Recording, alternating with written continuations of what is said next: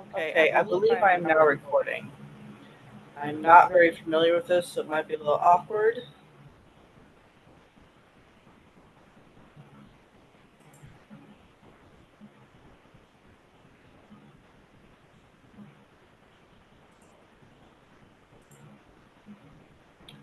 Okay, this is my first ever figma project. It looks like my first ever figma project. It's not that great, to be honest with you. But we have here a mobile app for a mid-sized Android, for a gardening club. This is the post area, just posts of flowers. And this would be buttons to interact. I didn't have that active. This is just a little icon for the club.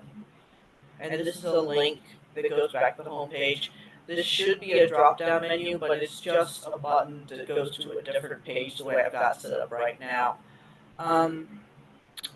These are the radio buttons for the settings, and this is like a form version of the profile where you would actually enter in what your settings are. These are not like fully functional. I had a lot of computer issues, so I was kind of in a hurry, to be honest with you. So I'm going to go ahead and play.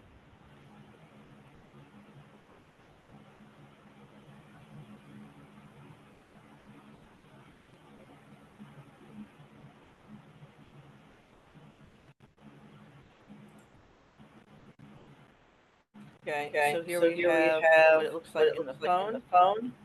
And when I click on, well, you can see it scrolls. It does have scrolling enabled. But I click on this, I can go to the profile. This takes me back to home. This goes to profile, and from here, because I don't have a drop down set up, this goes to settings. Things else go back to profile. So this is the only interaction this has. I don't have a wireframe. I was just going along making things, and then I noticed later that there was supposed to be a wireframe as well. So I'm going to go ahead and, if I can figure out, end the recording. Because recording on Zoom and figma both kind of new to me, so apologize for everything being incredibly awkward all over the place.